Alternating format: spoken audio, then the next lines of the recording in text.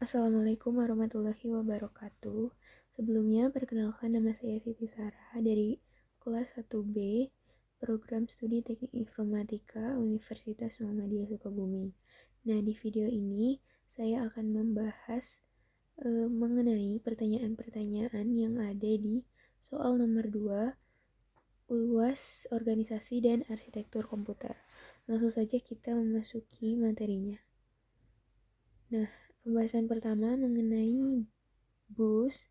Definisi bus sendiri ini adalah sebutan untuk jalur di mana data dapat mengalir dalam komputer. Kegunaannya sendiri adalah digunakan untuk komunikasi dan dapat dibuat antara dua elemen atau lebih. Data atau program yang tersimpan dalam memori dapat diakses dan dieksekusi oleh CPU melalui perantara sistem bus ini.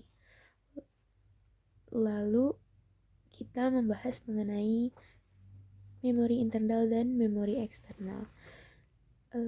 Jenis-jenis memori internal itu ada ROM, CMOS, RAM, DRAM, SDRAM, dan chase. Nah, memori eksternal ada hard disk, floppy disk, flash disk, dan compact disk. Selanjutnya ada hierarki memori. Apa sih maksud dari hierarki memori ini? Hierarki memori ini maksudnya adalah sebuah konsep penting bagi CPU untuk dapat melakukan manipulasi data dan digunakan oleh CPU untuk memori yang diakses secara berulang kali. Daripada mengambil dari memori utama setiap kali, memori disimpan dalam cache untuk waktu yang lebih cepat. Next, ada pembahasan mengenai perbedaan RAM dan ROM. Di sini saya mengutip ada 4 poin perbedaan antara RAM dan ROM ini. Yang pertama mengenai penyimpanannya. Kalau RAM ini penyimpanannya sementara, tapi ROM permanen.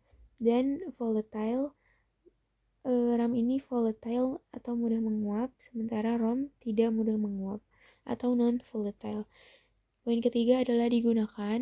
RAM ini digunakan dalam operasi normal, sementara ROM digunakan untuk proses startup komputer. Lalu RAM ini menulis datanya lebih cepat, tetapi ROM ini menulis datanya lebih lambat. Next ada apa sih memori volatile dan memori non-volatile tadi? Nah, memori volatile ini adalah jenis memori dalam komputasi yang membutuhkan daya untuk menyimpan informasi yang disimpan. Sedangkan memori non-volatile adalah jenis memori komputer yang tidak memerlukan penyegaran untuk mempertahankan nilai memori.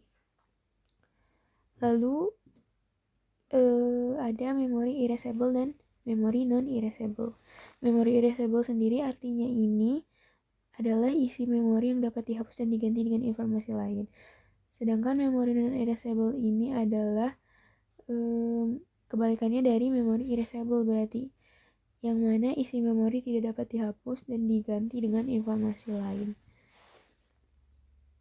Selanjutnya kita membahas tentang EEPROM, EEPROM, flash memory, dan SRAM dan DRAM. Yang pertama ini ada EEPROM atau kepanjangan dari Erasable Programmable Read-Only Memory, yang mana maksudnya adalah jenis chip memori yang dapat ditulis program secara elektris. Program atau informasi yang tersimpan di dalam EEPROM dapat dihapus bila terkena sinar ultraviolet dan dapat ditulis kembali.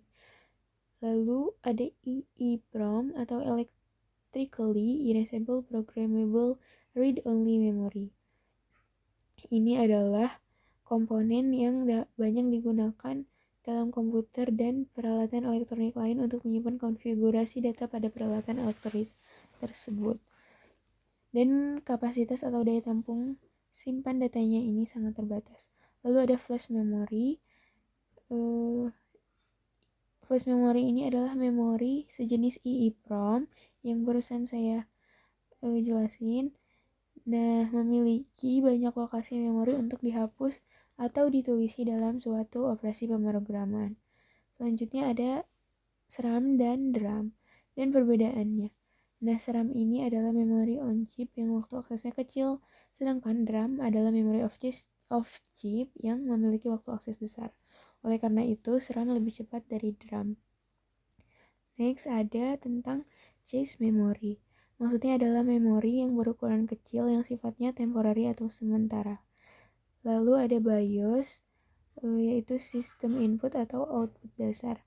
Nah, ini tuh adalah program yang digunakan mikroprosesor komputer pribadi untuk memulai sistem komputer setelah Anda menyalakannya. Selanjutnya ada cara kerja memori. Awalnya ini ada di alamat dari setiap lokasi memori. Alamat dari setiap lokasi memori ini dipresentasikan dalam sistem bilangan heksadesimal atau bilangan yang mana bilangannya ada 16. Nah, CPU melacak lokasi tersebut dan melakukan tugas membaca dan menulis data dari mereka. Selanjutnya mungkin bisa dibaca. Nah, mungkin barusan materi terakhir yang bisa saya sampaikan. Terima kasih atas perhatiannya dan mohon maaf sebesar-besarnya bila banyak kesalahan, kekurangan dan kelebihannya pun saya meminta maaf. Terima kasih. Wassalamualaikum warahmatullahi wabarakatuh.